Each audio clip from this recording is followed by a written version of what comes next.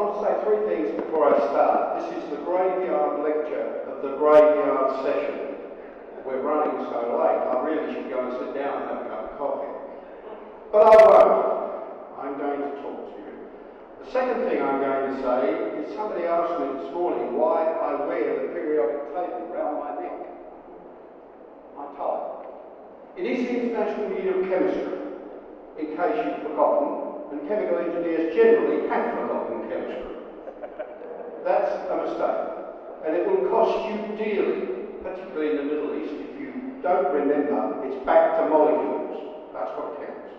And the third thing I'm going to say is I've had a lot of experience running conferences, and I do believe this has been the most exciting and enjoyable conference thus far. One little bit of advice if you have a second MPEC, and that is print this on both sides, because mine inevitably finishes up facing the wrong way, and people look at my stomach to see who I am, and they can't. If you go to the past, Europe and the UK in the 18th, 19th and 20th century invested very heavily in education, and of course they were immensely powerful in the world. They got the riches from their investment in education. In the 20th century, the picture in the United States was fantastic. We see today the very best universities in the world in the United States. They are fantastic universities. Why? Because the USA invested in education, but the people, not just governments, people invested in education, and we now see, I'm not talking about the global financial crisis, but we see the strength of the USA built on education. I draw comparisons with China and India. I should explain I spend a lot of my time in China. Okay, I work with some universities there. You cannot rely on expatriate engineers. I'm not saying expatriate engineers are unreliable. That means something entirely different. But you cannot rely on expatriate engineers. I don't think the Middle East has a sufficiently highly developed education system for that sustainable future. Sending students overseas to get a degree, we like your students to come and pay us money. Okay? But it's not, you can't rely on it. Not a good idea. It's not sustainable. In recent times, if you take the examples in India and China, it's only the poorer academic quality students at undergraduate level that go overseas, because India and China have invested heavily in good quality education. At Melbourne University, we don't take undergraduate students from China because they're not the ones who can get into the best universities in China. We take postgraduates, and that's a big difference.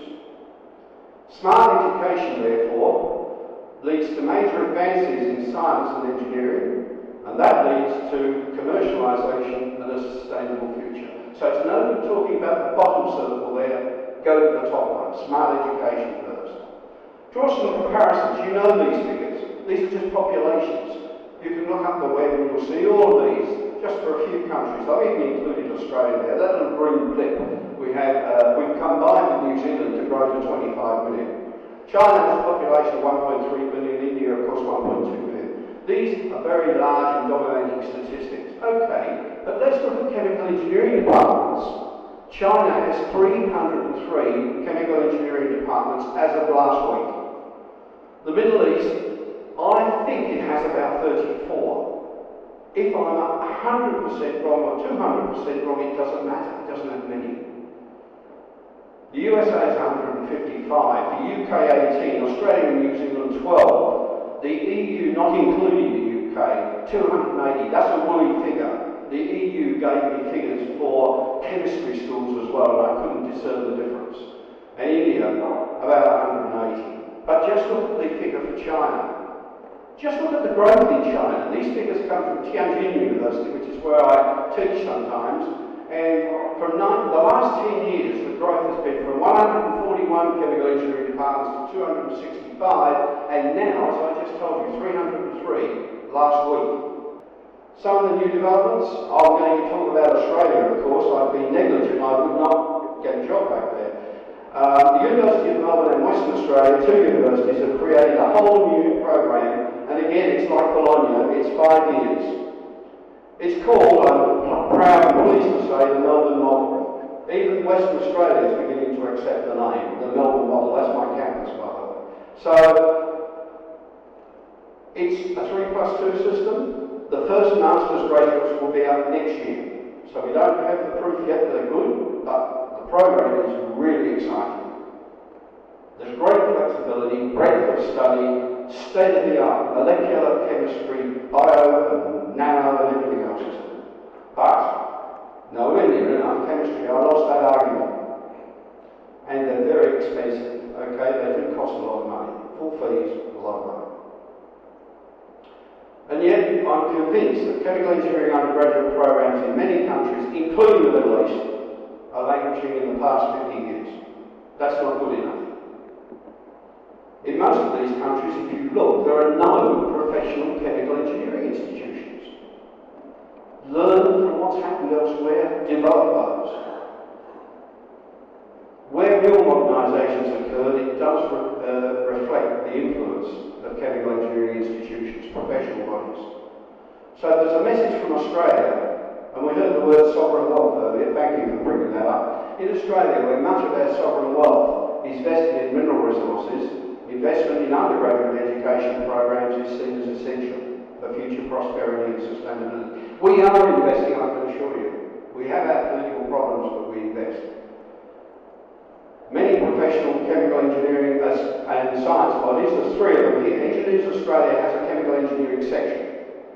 IChemE is very active in Australia, and I'm president of the Royal Australian Chemical Institute. They all accredit chemical engineering programs. They all work with the schools to make sure they're on top. What do we have in the Middle East? The sovereign wealth is vested in oil, gas and hydrocarbon sales and utilisation. Where is the investment in engineering education? I ask you, and I'll keep asking you. Where are the professional chemical engineering institutions? I can't find them. It's no good saying you've got a chapter of ARCHE, that's American. Where's the Saudi Arabian? Where's the Bahraini one? Where's the Jordan? Where are they? The first day, we had some wonderful speeches. Do you remember Dr. Falah al-Sulaiman? Terrific. He said, we cannot have sustainable development. His words, not mine, based on oil as it's a depleting resource. I say we've got depleting customers too in the future. We have to move to a knowledge-based economy. He said, we have no alternative. We have to diversify the economy. He said, not me. Bureaucracy spoils R&D and innovation. I will add my comment there. Bureaucracy also stifles inspirational education, okay? So cut the bureaucracy up. That's another word. That would be rude. Don't be doing that. So what are the drivers for chemical engineering education? There are many. Professional institutions are a key driver. And the other one is having conferences like this. It's at conferences where you mix with people who come from different areas and you talk and you say, wow, we can do that. That's why this conference is so important and so great. So keep that going. Worldwide, the Europeans, all the professional bodies in chemical engineering belong to one federation, the European Federation. In the Americas, it's the Inter-American Confederation. ARCHE belongs to it, it's just a member. All the South American countries, Canada and so on. In my region, in Asia, the Asia Pacific Confederation, I was one of the founders of that organisation. That's good for communicating with other chemical engineers worldwide. In Africa, can't find any. How about the countries of the Middle East? Only you can do that. I would love to help you work towards getting professional bodies and a federation involving all the countries of the Middle East. I chair at the moment, I'm president of the World Chemical Engineering Council. One of our goals is to assist with this and to get a fourth federation covering countries of the Middle East. I would love to work on that. A message from China then, this is my two final slides. China sought a pathway for overcoming poverty, a population crisis, and a dependence on the manufacture of cheap toys through education. It invested in education. Approximately 15 new chemical engineering university departments are built per year, okay, in China. This overcame the inertia of the dragon. And believe you me, the dragon is now moving. For the countries of the Middle East, I ask the question, and I'll leave you with this. Can the camel be moved? you.